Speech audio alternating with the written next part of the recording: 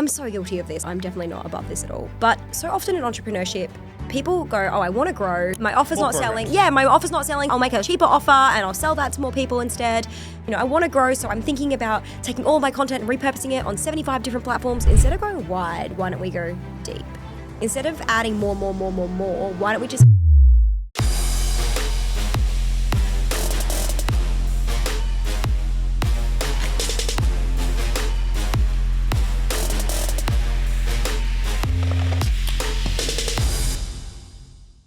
Welcome to the Success School podcast. We're on episode 88 today. And before we get into the episode, guys, I want you to subscribe to the show if you're new around here. We would really appreciate that. Our podcast manager is on our ass for this. Steph, how are you feeling today? I loved the episode that we did last week. We've been testing out a new way of doing things around here, guys. We thought that we'd just change it up. And we would love your feedback. Do you love the new structure? We're talking about something that's really helpful for you guys, really tactical advice, business advice. And then we're also going to go into kind of like what's happening in the world and a listener question at the end. So we would love your feedback on the new style. But Tim, what is your personal update this week? Personal update. Yes, I have accepted my first gig as a CMO, fractional CMO. So what a fractional CMO does, or what I'm doing, and I'm calling myself a fractional CMO, is I'm essentially going into someone else's business, big business, and finding out why their marketing isn't working like it should be, giving solutions, coaching to their team. They have a marketing manager at the moment, but helping them and assisting the CEO, which has been great. So a few results on that. I'm going to toot my own horn. We have reduced their lead cost by 20x. Okay, 20x, and that's in 2 weeks, which has been incredible. But I'm not here to toot my own horn today. I'm here to tell you guys about the CEO I'm working with. And he has been super inspiring, and it's shown me what is possible for a CEO because he's an absolute hustler. So this guy works 12 to 14 hours a day. I gave him all these videos to watch. I said, watch all my ads training, watch my organic training. Let me know when you're going to do that because you're super busy. So he sends me a photo of his calendar and it's at 4 a.m. He's got Success School coaching calls and he's watching all the calls at 4 a.m. And I'm thinking, this dude's got 3 kids. He's working 14 hours a day and he's still making time for this. And I was like, this guy is a beast, like 8-figure business owner, and he's an absolute weapon. On top of that, he sends me his stats, his KPIs every day. He's like, here's the leads we got, here's the calls we booked, here's how much money we made every day. And every time Steph and I speak to this guy, he sends us these hugely detailed messages. He's like a really solid operator. And it got me thinking, no wonder this guy's successful. This is the level that he's operating at. He's like best in class from what I've seen for an operator we've worked with. Is super impressive. And it just got me thinking, like, everyone wants success, but a lot of people are not willing to go to that level. And that's what an 8-figure CEO looks like. And honestly, he made me feel like a little boy with the effort. You asked him to create some lead magnets, and how did that go down? Yeah, they created, so I was like, we need lead magnets that convert. He created 6 lead magnets. Each of the lead magnets has ads, copy, videos associated with it in a week. Yeah. Like, I can ask, I'm not trying to single out people. I can ask other people to create me a lead magnet. It'll take them a month. This guy made 6 in a week. Yeah. Crazy. It's insane. Like, that's the level. Yeah, he's been super impressive. It's been amazing to witness. And I think just for anybody who's listening to this conversation, I think the coolest part about the entire conversation was that probably 6 months ago, you and I started having conversations around being interested in opportunities like CMO. So, going into people's companies and revamping their marketing systems. We never really spoke about it. We kind of maybe floated it here and there, but it's weird how that opportunity came to you. You didn't hustle for it. You didn't make it happen. Didn't ask anyone, didn't tell anyone. And it just came. So I'm not talking about manifesting, but there is something about... My chest is tingling. Yeah. But I do think there is something about calling something into the real life. Like, you have to believe it's first. You do have to call it into existence first. So congratulations. I'm so stoked for you. Thank you, Steph. What's your personal update? Personal update is actually, it's kind of on this podcast studio really, but it's about a lot of things. I think that I'm so guilty of this. I'm definitely not above this at all. But so often in entrepreneurship, people go, oh, I want to grow, so I'm going to add more marketing channels. I want to grow, so I'm going to add more ideal clients. I want to grow, so my offer's not selling. Yeah, my offer's not selling, so I'll make a cheaper offer and I'll sell that to more people instead. I want to grow, so I'm thinking about taking all of my content and repurposing it on 75 different platforms. I'm thinking about this, I'm thinking about that. And what they do is effectively they spread themselves wide. They go wider. And one thing that we have been actively focusing on is instead of going wide, why don't we go deep? instead of adding more, why don't we just get better at the things that are already working? And this podcast studio is an example of that. We were like, okay, the podcast always delivers for us. Thank you guys so much for listening. Thank you for... Love you guys. Subscribe. We love you guys so much. Subscribe. Thanks for, booking calls, for coming to us after binge listening to a heap of our podcasts saying, hey, I'm interested in Success School. Thank you. We love you. And we're so grateful. And it works. And it always has worked. And so instead of trying to take this podcast and put it everywhere on every platform that ever existed and create more ideal clients and more offers for more ideal clients, why don't we just make the podcast even better and get more subscribers and more listeners? Do the same thing on social media and do the same thing on Instagram, do the same thing on ads. And I think that so often, that's been our process for the last couple of months. And I think so often in entrepreneurship, people go wide instead of going deep. And I think that every single person has an opportunity to optimize what they're doing. Couldn't agree more. So we're going to get into the main topic, and it's a bit of a teach. So we want to give you guys some actionable takeaways. We're talking about organic content and what's working right now. Steph and I are practitioners, and we show you what we're learning and doing at all times. That's how we roll. In Success School, I give updates all the time. What's working in ads, what's working in email, what's working in organic, how we're getting clients, how we're getting calls booked. I give all that stuff inside Success School. I'm going to give you guys a little bit of a taste for free on our podcast on what's working in organic right now. And we're people that we don't just accept the status quo. We're not just going to put up posts and then be like, yeah, it's cool, that's our organic. We're actively trying to get better because things are changing all the time in the social media landscape.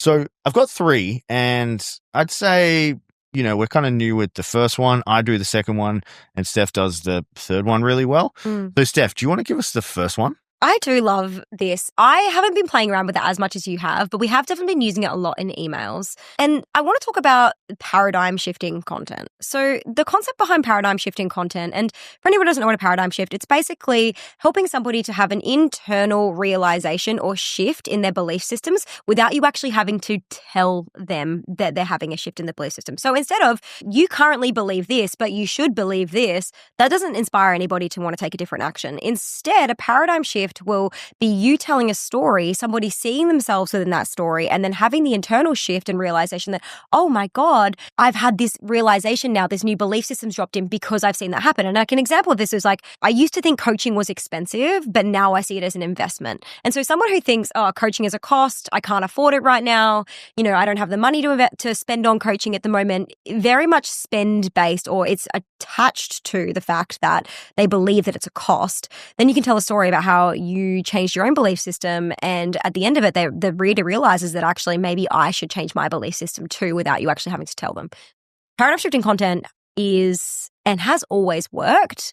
It's just that it's now coming to the forefront of something that more and more people are starting to use. And it is incredibly powerful. I love it. And how we're maximizing and amplifying that, we're actually running this on ads really well. So we run this organic and ads. So what we've done is we've set up 10 carousels, and they're 10 different paradigm shifts. They're in text-based, and then we are pushing that out to our audience, our warm audience, and there's constantly getting paradigm shifting content. The best part about carousel ads is when someone sees a carousel and they read maybe 3 of 10, when they see it again, it comes back on the 4th one. So they're going to consume all 10, which is a bit of a social media hack for you guys.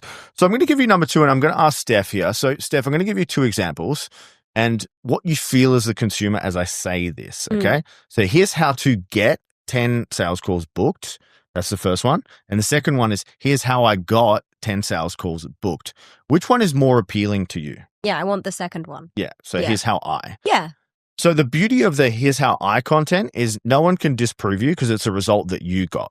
Okay. So I hope when you guys go through this and I give the examples of this, if you go to use this in your content, make sure it's results you actually got. So I love this. I do this twice a week, and it's here's how I got 10 sales calls booked. Here's how I got 600 leads this week. Here's how I signed $150,000 in new clients. And then you just go through the process. The beauty of that, it shows you as an expert. It shows people that you are a practitioner of the thing that you're going for. So a bit of a weight loss example here, or we like to go for a fitness coach example. Here's how I lost 10 kilos. Here's how I benched 140 kilos. Here's how I snatched 100. Here's how I helped 10 clients lose 10 kilos.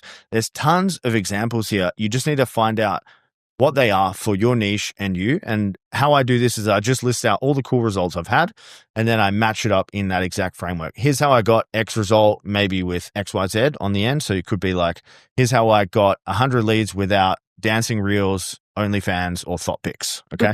A couple of examples there, but they work really well for me, and not OnlyFans or thought pics, but that content style. The thing I love about the results, Ben, the psychology behind, and just a very, very quick hack here, the psychology behind why telling somebody versus showing somebody works is because most people, and especially entrepreneurs, hate being told what to do. Yeah. If we were good at being told what to do, we would have been in day jobs. We're not good at that. Show them how you get the result, and it's going to position you way better. And then lastly, guys, this one's a hack that I use, and I noticed that it definitely works. I actually think it works well for men as well. I follow a lot of male accounts that do it, but this is quotes that resonate with your audience. Quotes are definitely a part of my strategy, at least once a week, sometimes twice a week. The reason that quotes are always a part of my strategy, and when I'm talking about quotes, guys, I'm just talking about one single quote post. You can actually have multiples. A carousel post of quotes also works really well.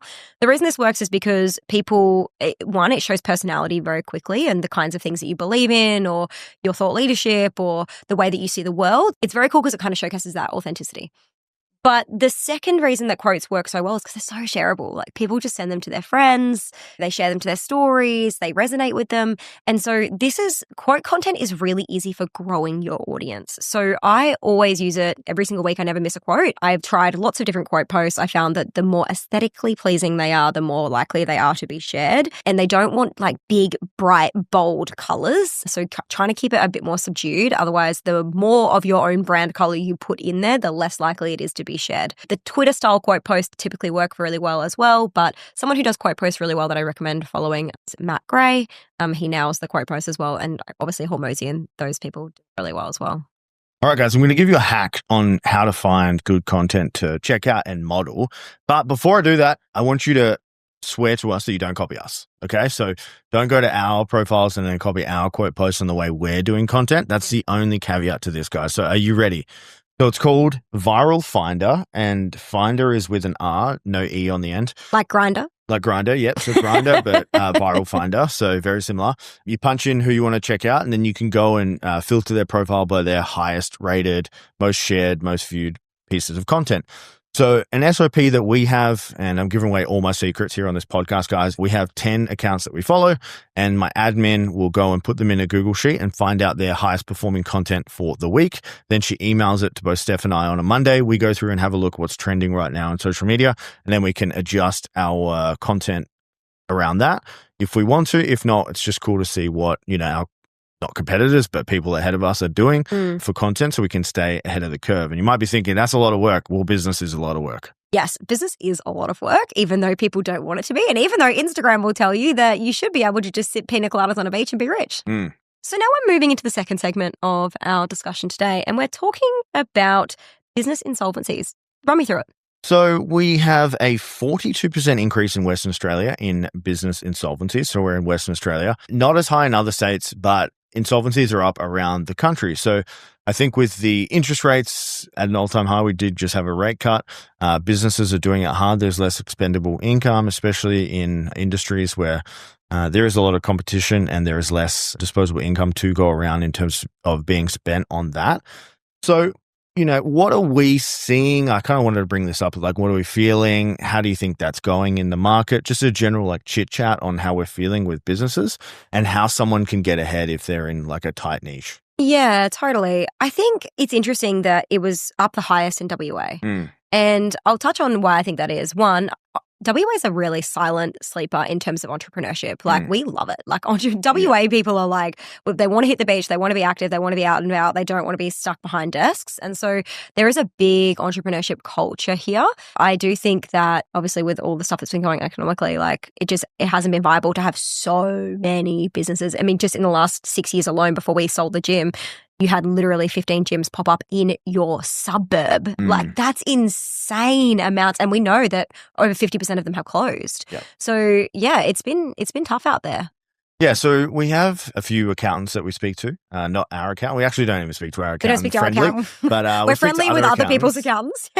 Yeah, and I was asking him, I was like, so what does it look like from, your client's point of view in terms of coaching industry, service businesses, consultancy, etc.? And he said that 80% of businesses were living week to week and struggling.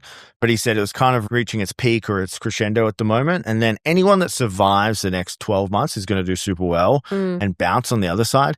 And he said there's the pretenders and then there's the people that are crushing it. And to go from the pretender to the people that are crushing it is effort, grind, 12-hour days, 14-hour days. And they're the people that are doing super well in this economy. So it just gets me thinking where does this actually lead? Is this going to get better? Is this just a cycle? And I believe it is. I think the craziest part is, and we touched on it just before, and I think it ties in so beautifully. We have been in this cycle of perpetuating that business entrepreneurship should be easy. Yeah. But if you speak to any entrepreneur that has had any company for any amount of time that's become successful, they've worked so hard. I don't know one example of somebody that hasn't worked their ass off to have the business of their dreams. So why are we still telling people that it gets to be easy? And the difference between the pretenders and the ones that succeed is just effort. And it's just putting yourself out there constantly, like failing, succeeding, failing, succeeding, failing, succeeding until you make it happen.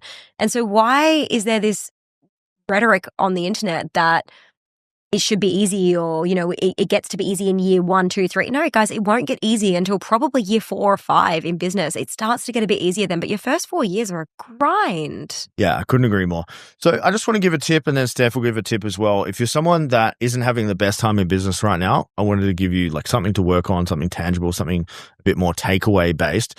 So, but outside of like having a really strong mindset in business, which is a prerequisite for getting anywhere in business and having great success, is just getting like 1% better every day. And it sounds super cliche, but like the theory of Kaizen is just get 1% better every day, and then get 1% better tomorrow, and then 1% better the next day.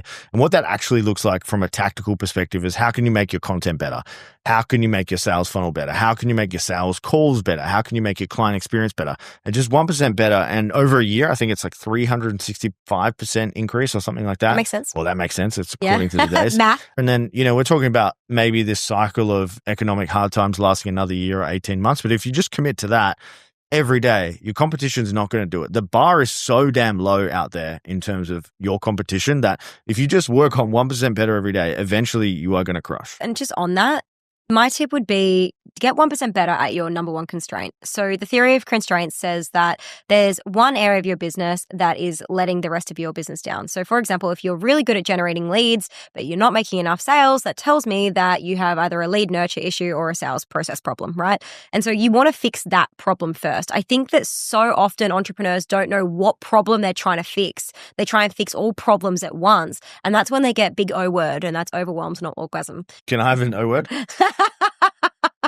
If they're getting a bit overwhelmed, guys, it's probably because you're trying to solve too many problems at once. And it's because you don't know which problem you should be solving. And so look at, am I actually getting enough leads? If you're not getting enough leads or inquiries, you have a marketing problem. If you have enough leads but you don't have enough sales, you have a sales problem. If you have enough leads and sales but you are spending 75 million hours a week delivering, you have a systems and delivery problem. Fix that problem first. Don't try and solve all problems at once. All right, guys, we're going to get into a listener question, and it is from Abby, and she says, "Hey guys, can you review my marketing plan to see if it's adequate?" Adequate being the key word here. This is exciting. So we may prop Abby up here, or we may put her on blast for not doing enough. We're going to see how this goes. So she's outlined her current strategy: posting 5 times a week on LinkedIn, sending 1 email a week, and then 30 new connections a day. Tim, you're first. You're up. You're so up here. I'm going first here. Let's talk about adequate. Okay. Let's talk about adequate. So adequate, like minimum? I feel like adequate is like, is this enough? It's like almost, is this enough? Is this the best? Not, it's the minimum. I think it's somewhere in the middle. But let's be really clear about one thing, guys, before we even dive into this answer. The first mistake that Abby made in this conversation was that she asked a question that was right or wrong. And without even knowing what the goal is, can you review my marketing plan to let me know if it's adequate? Adequate for what? Is it adequate for having enough content posted so that if someone finds your profile, maybe they find you interesting? Is it adequate for generating 600 leads? Is it adequate for generating 1 million leads? Defining the goalposts and then making sure that you actually know where you're going is the first part here. So I'll give my minimums, and Steph's going to disagree with this, but that's fine. I'll give my minimums on what I think. So I think you should be making a piece of content every day, 7 days a week. Maybe not on LinkedIn, because no one goes on LinkedIn on the weekends, but 7 days a week, that's like base level. 1 email, which you've got right. Then I would be running ads. You know, I'm just going to throw a ballpark out there, like $5 a day up to $100 a day, and that should be advertising a monthly conversion event. The conversion event can be a training, can be a workshop, can be a VSL, can be a webinar, can be a challenge, whatever that is, and 1 piece of long form content per week. So we've got organic, we've got long form, we've got email, and then we've got ads. That's my minimum standard. Okay? For what? For just having a good, high quality 6-figure business. There you go. If you want 7 figures, you're going to have to do more, and then you're going to have to do more better. Okay. Usually that is more videos, more content, more ads, more emails. Optimal, I would say 7 posts a week, 3 emails, 100 to 200 a day, 1 long form. Just the emails comes up a little bit, and then spending a little bit more on ads. And I think they're the 2 pillars that I would change as you scale. Anything that I missed? No, you nailed that perfectly. The one thing that I would dive into and add on here is that it's not even just about doing it, it's about doing it well. And so, it's great. Like, we've had clients in the past that have done more than enough. They've been posting 3 times a day on social media. Yeah. They've been sending 10 emails a week. They've been doing all the things, like podcast episodes 3 times a week, like all the things, and still stuck at 15, 20K months, even though they're going viral and they've got all this stuff going on. And it's because the content they were posting was the wrong kind of content. It was attracting the wrong kind of leads, the wrong kind of buyers. It really is about optimizing to make sure that if you're going to be doing more, make sure it's really good first. So, for example, it's great that she's posting 5 times a week on LinkedIn, but are they content posts? Are they personal posts? Are they authority posts? Are they problem solution posts? Like, we definitely need to make sure there's a bit of a cadence to that marketing plan to make sure she's solving problems, showing she's an authority, inviting people to take another action with her. Otherwise, you can post on LinkedIn. It's not going to do anything. All right, guys, if you got some value from that show, please let us know. Send us a DM on Instagram. Otherwise, if you're new around here and you love that episode, give us a subscribe. Even if you didn't love it, subscribe anyway. We need the numbers. If you like this content, we're going to be doing this for another week. So just let us know, and we may readjust course if Steph gets fed up. Guys, it was so lovely to hang out with you today, and we'll see you next week.